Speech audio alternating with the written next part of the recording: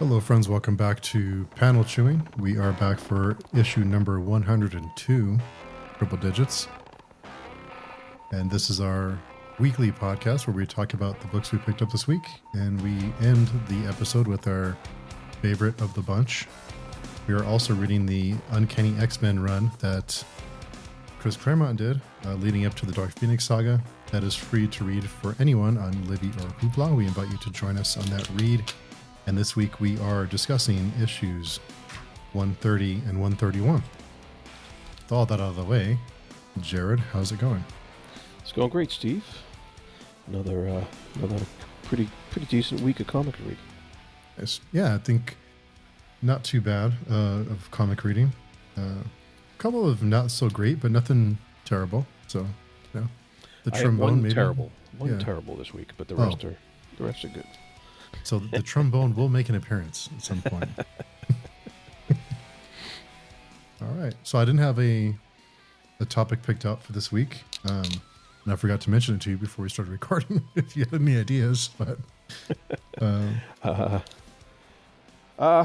related to our other podcast, Robert Redford died. Yeah, that is sad news. Sad news, but we recently discussed the what was it called? The score? The Sting. The Sting. Jeez. Been watching lots of movies for that podcast, so try to keep up. But he was an icon, so that was very legend into business. Yeah, sad news. Sad news for sure. So I guess we'll jump into it for this week and start getting to our picks. And we will start off with the first on my pile, which is Absolute Martian Manhunter number 6. Last week, I incorrectly mentioned that I am reading that the only Absolute book I'm reading is Superman. That is not true, so I'm a bold-faced liar. And so I'm also reading Martian Manhunter. And Martian Manhunter, the thing that keeps me coming back is the artwork, specifically the colors and the shading. It's a feast for the eyes. It's a beautiful, beautiful book. The story is starting to drag a little bit for me. It has this surreal and feverish dream thing going for it, where there is a story, it is moving along, but it just feels like we've been in this dream state for a little bit, and I'm looking for more story to chew on. And the story's there, but I'm looking for more. I need something to keep things moving. Like I said, it's a beautiful book. No complaints there, but I need some more story to hang on to. I'm still hanging on to it because I love the art and the story is enough, but let's move it along a little bit. I'm having faith in Dennis Camp because of the work that Camp has done in other books that we absolutely love. So that's what's keeping me holding on to Absolute Martian Manhunter. All right. Well, next up, for me, I have The War, number 2, by Garth Ennis and Becky Cloonan, which was previously published in Hello Darkness, number 4 and 5. So that's what this issue covers from that anthology. But this is the first time I'm reading it, and this was a pretty solid, good issue. The one thing I really noticed was Becky Cloonan's artwork. It really shows unbelievable emotion on the characters and the characters' faces and stuff like that, and you really get a good look into how they're feeling without needing the use of the character having to tell you that, without the dialogue having to tell you how the characters are feeling.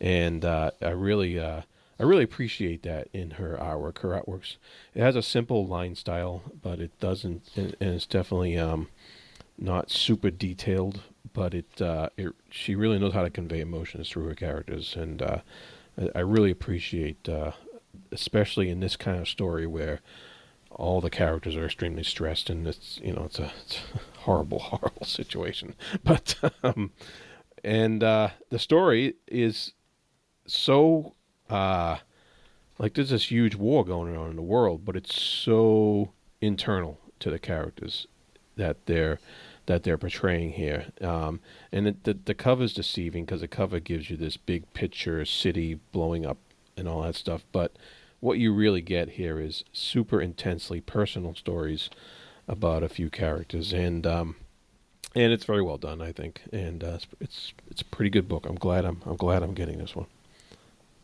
You know, I'm a little jealous that you're reading that for the first time because I wish I could go back and read it for the first time again. But you're right about it being personal. It's less about spectacle and more about personal experience and relationships. And if you were in this kind of, if any of us were in this kind of situation, we would probably be in a similar position where it'd be kind of a, hiding somewhere or trapped somewhere. It wouldn't be a war zone kind of we'd be dead in 10 seconds. So Yeah, you're right. We wouldn't be worried about what the leader of Russia's doing today or what the rest of the world is doing. We'd be intensely concerned about our own personal survival and the ones we love. that's what I love about Garth Ennis is his writing style and how he focuses so much on personal experience and the character work that he does, and then Becky Cloonan's artwork. It's a perfect match. I hope this comes out in trade so I can own the trade of it. But yeah, I know Mike loved that story too. So shout out to Mike if you're listening. Hope to see you back soon, Mike. So the next one, I'm a week behind on Dust to Dust number 6. I know you talked about this one last week, and I have to agree with you on a lot of it. It just lost me a little bit. I was trying to remember where everyone was, what everyone was doing, and the characters suddenly, there's a few of them that looked very similar. And I started getting confused on who was who. And there's a panel or two that one of the characters has this really short and stubby arm, and it looked like a child's arm on an adult.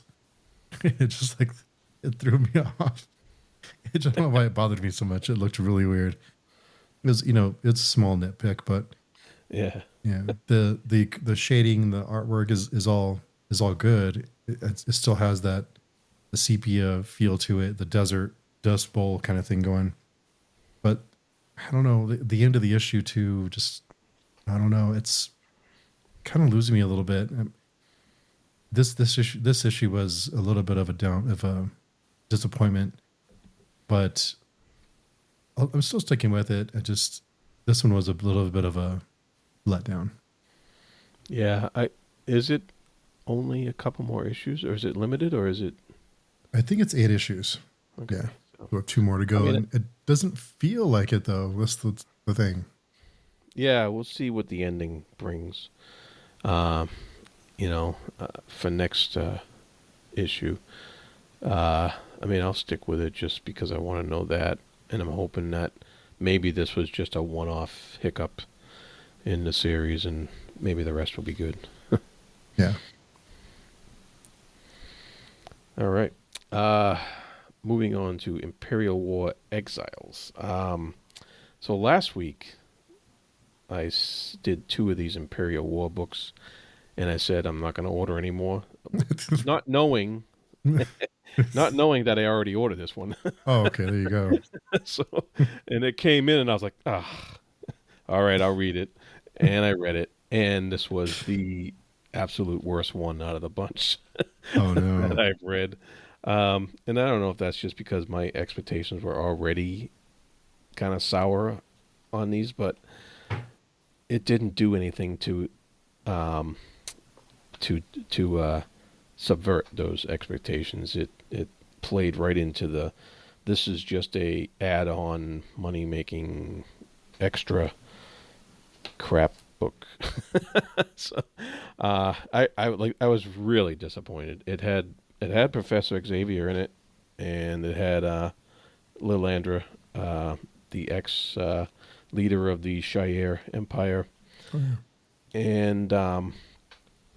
And it had to deal with their own interpersonal civil war going on in the Shire Empire as it relates to the Imperial storyline, but I didn't care. It was so it was such a sidetrack, and it was so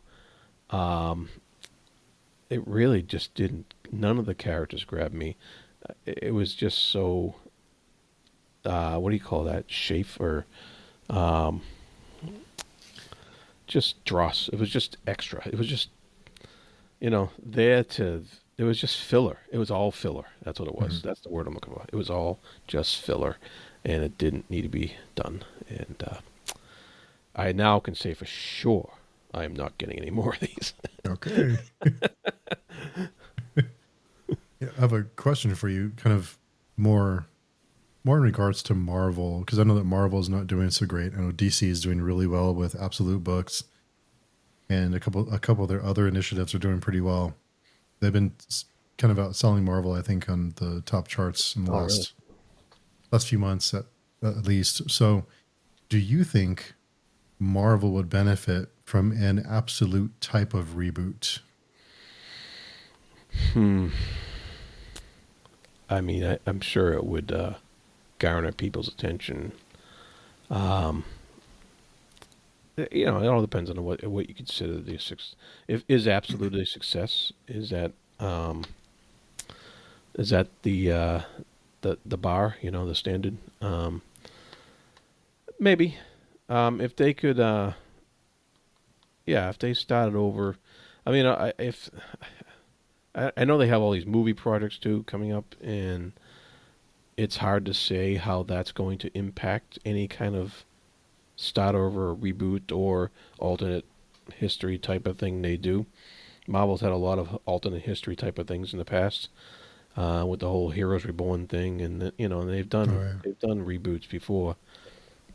Some um, some didn't stick, uh, and we don't even know if this absolute stuff's going to stick, or if it's just a flash in the pan or whatever. But you Yeah. know, we'll see.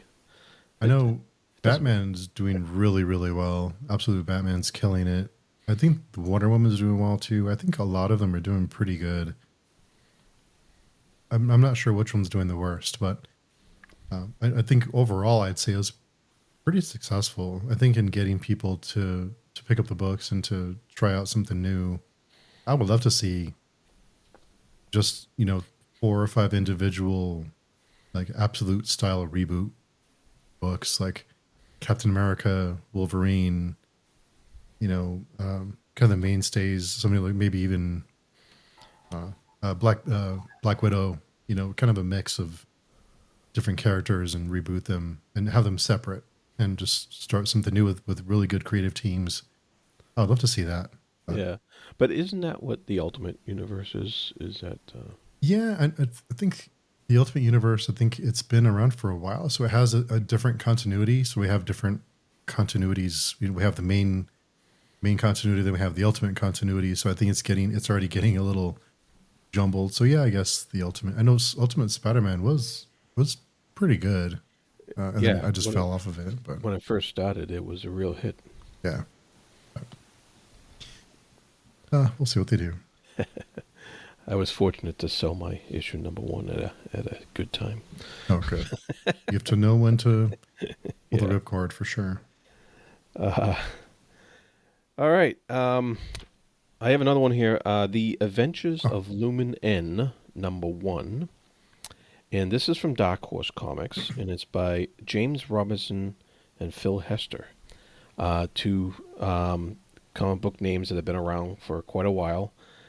James Robinson did the critically acclaimed run on Starman for the DC universe way back when, um, which which I read back then, and I loved that series for quite a while. It was really good, really well done, and so I saw his name on this new series from Dark Horse, and Phil Hester's a good artist, so I was like, okay, that's a good selling point for me, and so I went into it, and I don't know, I was kind of a little bit. It's your typical chosen one trope fantasy, and the and it was just so by the numbers, Mhm. you know. And I was just like, I was kind of wanting more from that. And they introduce a little twist at the end, which is neat. Um, and they also had a bunch of back matter that kind of explains stuff that you don't normally want that for your for your comic book story. You want the story to speak for itself and to draw people in. In this case, the back matter intrigued me, and Hmm. I and I think that this book has a lot of potential to be something better than what the first issue conveyed. So I'm gonna get the second one just to see if that potential is realized. As a book on its own, it's like kind of hard to recommend it wholeheartedly, but I can see echoes of something better coming along that could possibly make this an interesting series, if not an interesting first issue. So I'm hoping that the second one delivers on its promise, and but if it does more of the same by the numbers stuff, then I'll probably drop the series. But if the second issue excels and does something genuinely entertaining and different, then hopefully that potential will be realized, and I'll be able to continue on. Hmm. Uh, Nice. Surprise. Yeah. I'll have to check that out now. yeah, don't expect anything great from the first issue, but Yeah. Well, if it's enough for you to pick up the second, I then think the potential's there. Yeah. good. All right. The next one for me is They Killed Everyone But Me, #1 by Mad Cave Studios. This one was a last second pickup for me. I wasn't really sure what to expect, but it's a solid setup for a first issue. We start off with a young woman who was found in a house with her friends dead all around her, and she's sitting there with a shovel covered in blood. You fast forward 28 years later, no relation to the movie or the movie's franchise, and we start to find out what happened, who killed them, who may have killed them, why she's not in jail, and also there's murders happening again. So killings are happening again in her town, and we start to find out what happened. We get introduced to some supernatural elements, and overall, I thought it was a pretty good start for a series. Not sure where it's going, but I think, yeah, it was enough for me to be intrigued by it. So I'll be picking up issue 2, and hopefully it works out. Cool. Yeah. Sounds good. Yeah. Yes. So next up, I have Absolute. Speaking of Absolutes, Absolute Superman #11, and yeah, everything you said last week, Steve, is pretty. It's pretty dead on. This was another solid issue of Absolute Superman. It's definitely the best Absolute book out there, and I think Jason Aaron is doing just great stuff with this character that we haven't seen in a Superman book before. Um, I think I like the way he's exploring his history. I like the way he's exploring his powers. I like the way he's exploring the history and powers of all the side characters too.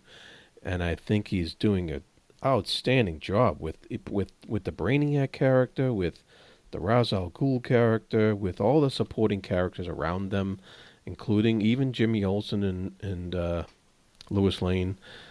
I think they're just, I don't know what it is, because he doesn't give much face time to any particular one. There's a lot of there's a lot of story in this issue, and and it's all evenly spaced out and engaging and just enough to entice you to want to know more each page.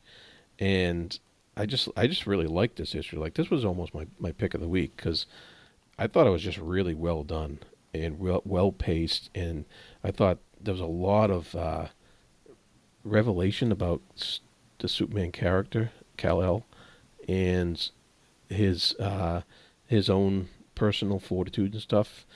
and I just thought it was just a good exploration of Kal-El's character, what he's capable of, and what he could possibly, and what's possibly coming.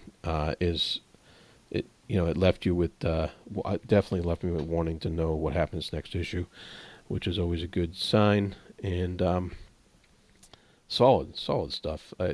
It's one of my two favorite DC comics right now.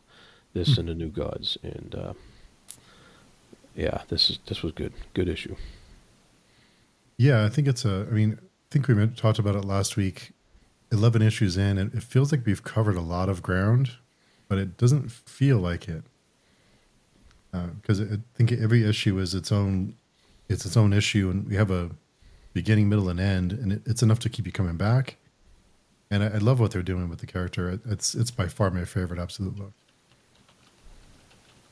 So kudos to that team, and they're doing a good job. And it's a lot of other reviews I've seen aren't big fans of it, but I think it's a pretty solid series. The next one for me is Masterminds #1. This is by Dark Horse. This story is about a video game creator who's an indie video game creator. He's trying to get his game out to people. Gets hired at a corporate job, or a corporate software studio. It's a rudderless, thankless job. And then he is thrust into the video game underworld, where he discovers kind of secret societies and secret groups and all sorts of wild stuff. And he has to work his way into these societies to help his career as an indie developer. And it was okay. I'm not blown away by it. It seems a little weird that the video game industry is like this mysterious, dark thing. It's like, I never knew the video game industry was so interesting, so wild. But I think it was more of a broader thing with just successful people in general. But it seemed a little off. But anyway, it was okay. It was a good setup. So I'll pick up issue 2 and see where it goes. Very cool. Next up, I have another issue of the Savage Sword of Conan with a cool Mike Mignola cover.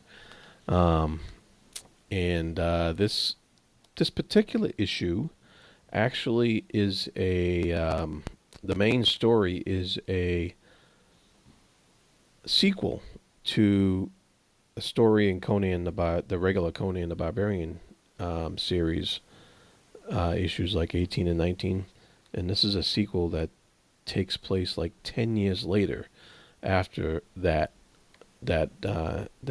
story in the main book. And the issue is drawn by Doug Braithwaite, whose artwork I really enjoy. And it was kind of interesting because that was the one storyline in the main Conan series that I wasn't that high on compared to the rest of the storylines that have been going on in that main series. And this sequel to it, I thought, was way better than the actual main series that it riffed off of. And and so it was a pretty cool story. I don't think people. I mean, they do it like recap here and there in the story, so you probably would kind of get what was going on before. But I'm not sure if I could recommend like somebody new just jumping into this particular issue of number 10. But of course, there are always other stories in the book.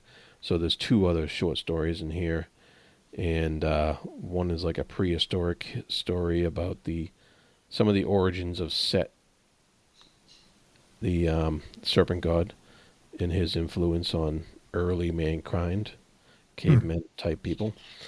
And there's another story in here about sailor Steve Costigan, which was another one of Robert E. Howard's characters and other that he wrote for other pulp magazines during the time.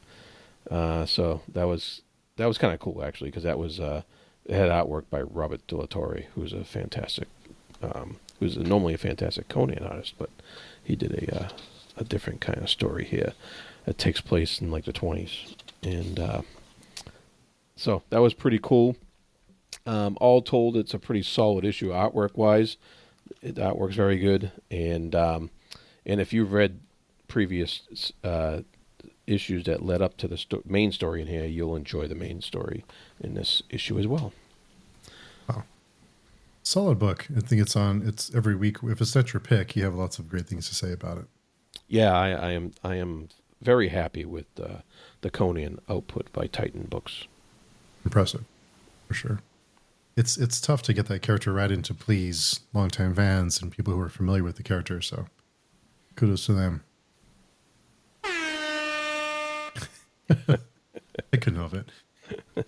No one should have left me with these sound buttons. But anyway, two more for me before we get to our picks. My first one is Sleep number 4 by Image Comics. This is one of my favorite books every month to read. This was nearly my pick of the week.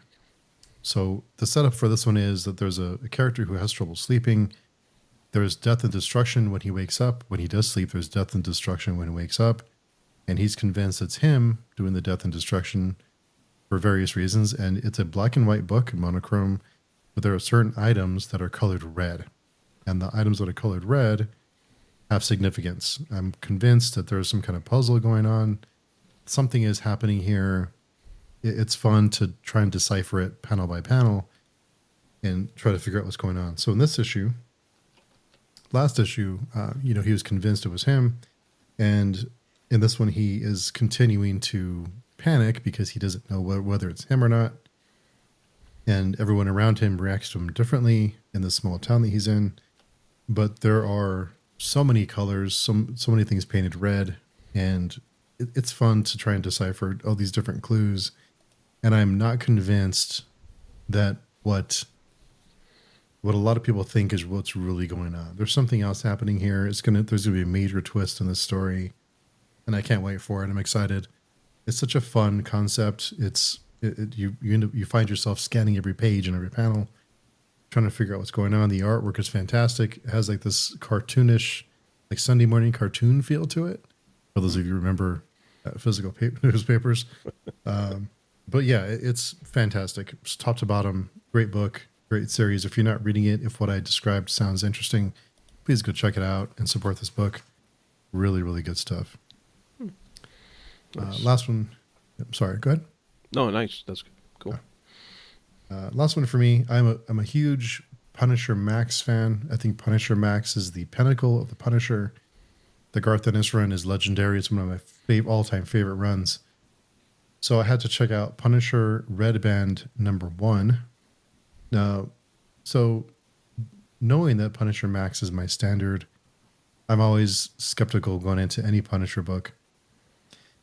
This one had some grit, but what I don't understand is why they will show people being mowed down by machine guns, cut in half, tortured, murdered, dead bodies everywhere, but then they censor curse words. Why? Is this like an FCC thing? Is it like there has to be a reason. There has to be some kind of reason I'm just not familiar with, but it feels off when there's like dead bodies everywhere, people with holes in their heads, but then they censor curse words. I don't get it, but maybe there's a reason for it. Don't you know, Steve, that words hurt more than sticks and stones? I guess maybe that's what it is, because I don't get it. I don't understand it at all. But in this issue, Frank Castle, aka the Punisher, doesn't even know who he is. He just kind of reacts off of instinct. And the Kingpin and Tombstone make an appearance. And there's things going on here. You find out reading the issue. Don't want to spoil it. But overall, I like the artwork. It's a good setup. I'm not going to say it's a great setup. I wasn't blown away, but I'll come back for issue 2. I'm hoping it'll be good. So hang on to that. All right. Yeah. But with all that said, it's that time. Pick of the week. Yeah. All right. My pick of the week is a graphic novel collection of The Serpent in the Garden, Ed Grey and the Last Battle for England is the subtitle. This is written by Mike Mignola and with artwork by Ben Stenbeck, and also some artwork by Mignola himself in the book as well. And I love these these little hardbacks that Dark Horse puts out with these collections. They're very nice. It's a very nice package, and it feels nice. And they always put extra goodies in the back, especially for the Hellboy universe. They always put like concept drawings and extra cover drawings, and a lot of thoughts of the creators and what they were thinking when they were drawing certain stuff and like that. And I always love that about these these Hellboy universe hardcovers that they put out. And so this was a 3-issue series originally, but also Mignola put in a special epilogue just for this collection that he drew himself, just for this. Yeah, so that was pretty cool as well to see his artwork again. It's always a joy seeing Mike Mignola artwork. But Ben Stenbeck is no slouch. He is a fantastic artist in his own right, and he really did a great job on this book, just drawing some pretty cool big monsters. So this 3 issues series, you could read this whole thing in one sitting easily. There's not a ton of dialogue in this story. There's a lot of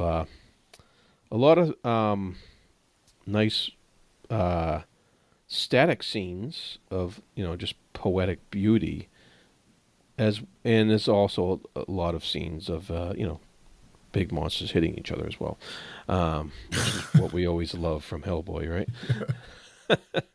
right? So just it was I thought the story itself was pretty cool. It was really great. It was a really excellent ending for the character that you see in the cover there, and a really great wrap up to a lot of things, a lot of loose ends in the Hellboy universe that you might have forgotten were loose ends, and then as you read this, I'm like, oh yeah, what happened to that guy, and so that happens in this book.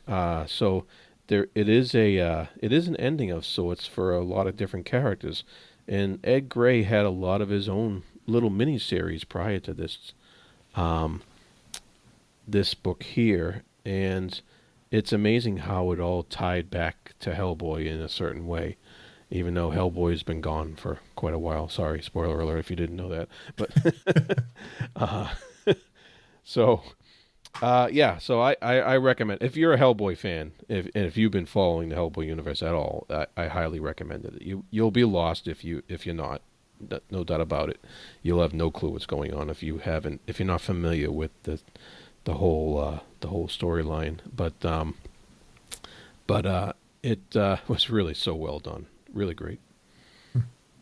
You mentioned the presentation. It's a nice hardcover, and when you pick up a collection like that, it's nice to have that presentation, and it feels like care was taken into collecting the issues, and you have something nice that'll fit on the shelf. And for those of you who are collectors or just like to have a nice looking bookshelf, well, that stuff's important, and it goes a long way. So my pick of the week this week was one of my favorite series of last year, the sequel to it, which is Beneath the Trees Where Nobody Sees, Rite of Spring issue 2. And I keep having to, it's an anthropomorphic book where the characters are animals, but they're stuffed animals. And there's also wild animals that look like real animals. But the characters who walk and talk, they look like stuffed animals. So we follow Sam, who is the Dexter type of serial killer who goes around traveling to neighboring towns and cities and murders other stuffed animal appearing people. And there's no code. she's not looking for bad people, just random people when the opportunity presents. Where she finds, she kills and chops them up and gets rid of them. So this issue, so the setup for Rite of Spring is one of Sam's victims. One of Sam's victims' sisters is looking for her brother, who Sam kills, and Sam ends up interacting with her online, which is portrayed as an early days AOL style message board, which a lot of care went into that, which I appreciated. So it looks like an early 90s type of internet. Those of you who are old don't remember, shout out to you. But in this issue, we get some more background on Sam. We look into her and kind of what makes her tick, and we get more of a personal view of her. Even a moment of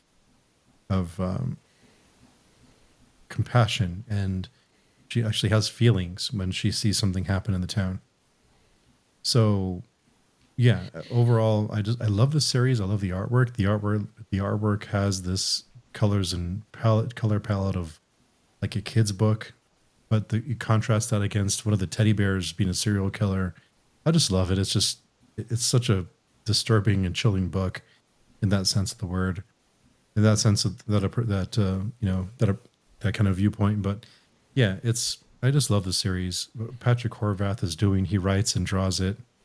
Kudos to you, Patrick Horvath, killing it. One of my favorite books, and looking forward to what happens next. It's one of the books I look forward to every month when it drops. So if you're not reading it, I do recommend reading the first series first.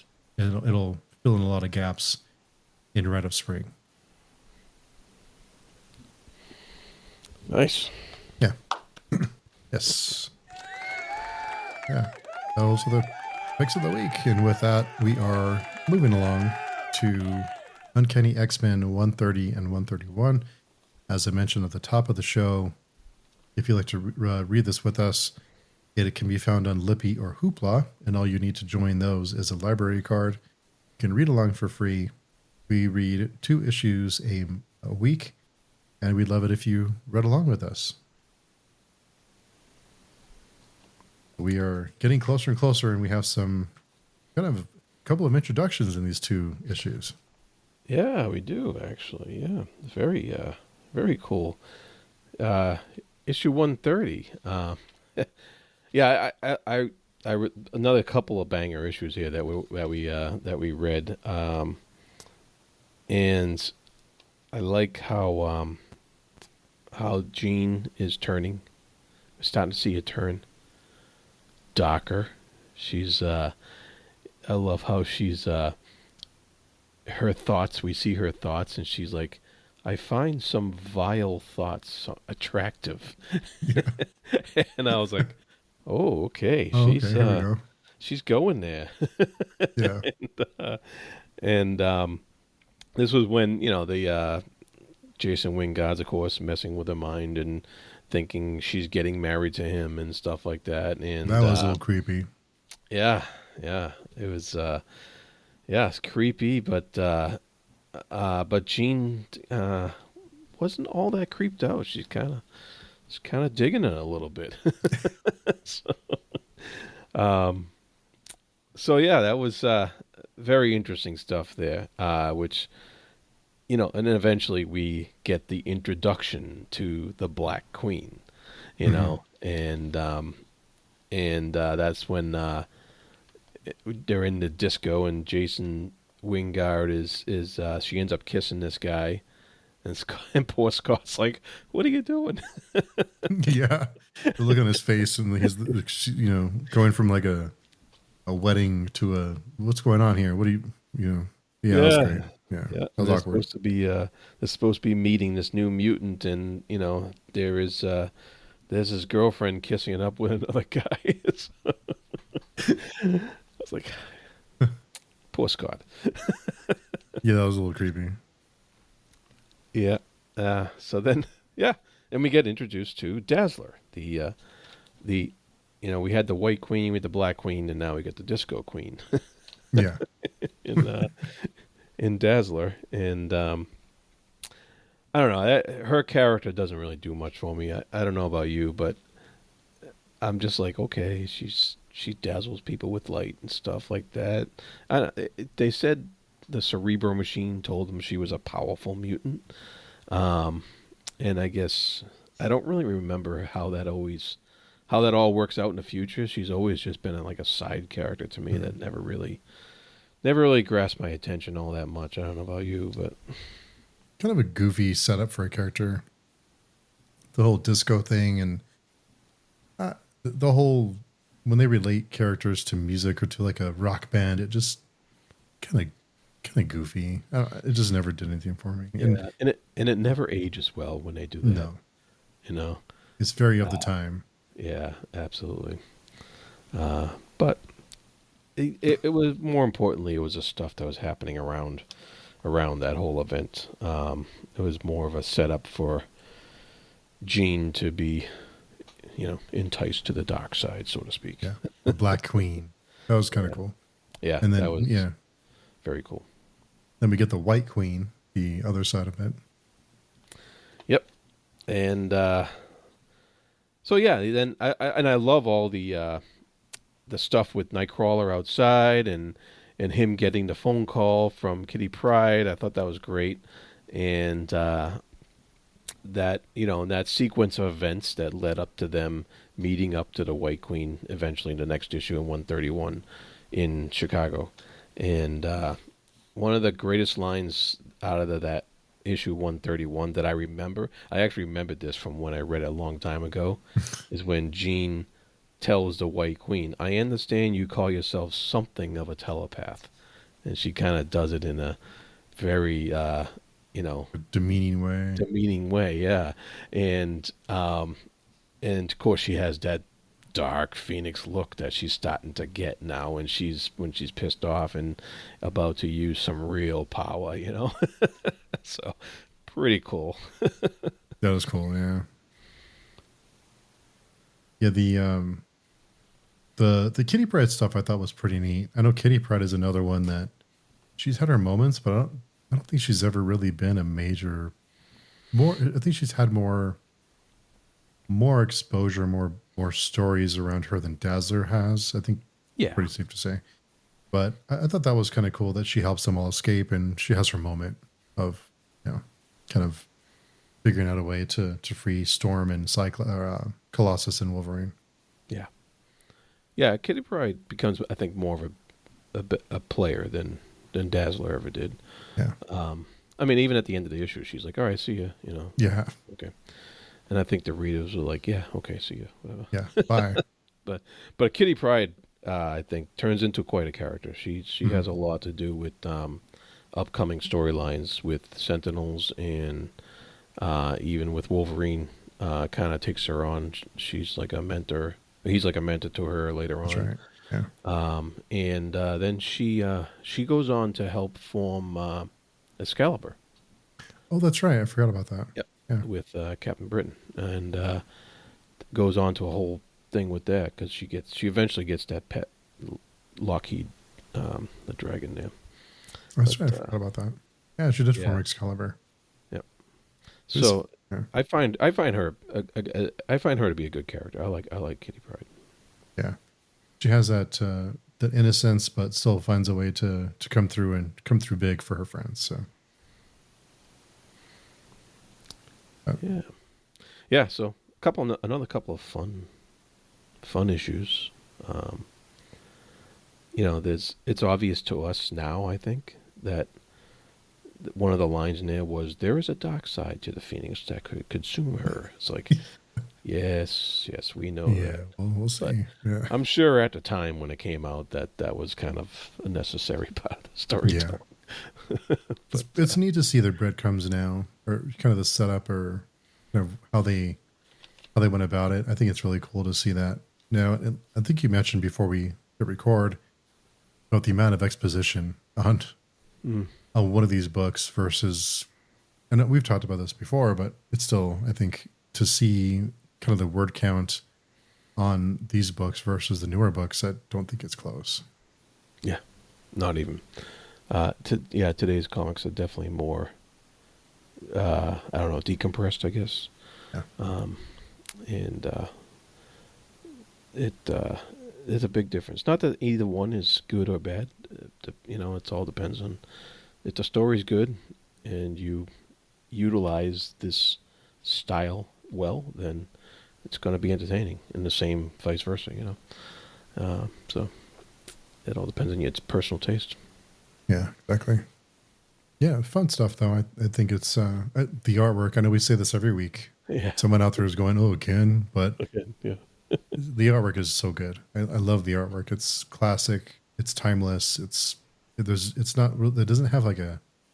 It's not stylized in a way. It's just it. Whether you read it in whenever this was printed, was it late 70s, early 80s? I think around there, maybe. Yeah. Whenever it was printed versus now, it still holds up. Yeah. Beautiful artwork. Yeah, especially the when he draws Jean Grey with that Phoenix stuff behind her. That's like, I know that set a standard for many artists to come when it comes to portraying a character in such a manner. To have Cockrum and then have names fail me. Byrne. For Claremont to have such great artists one after another, how fortunate was he to have such great artists on his books? Absolutely. Yes. Well, I think that wraps it up for issue 102. Again, we'd love to have you read along with us on the Uncanny X-Men series. Find it on Libby or Hoopla. It's free to read. All it takes is a couple of minutes of your time every week to read with us. Love to hear from you. If you have any suggestions, there is send a message to us directly link below, or you can always join our forums and say hello there. Love to hear from you.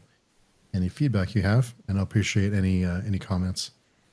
So, yeah, so that was another one in the can, and we will talk to everyone again next week. And until then, hope you find your pick of the week.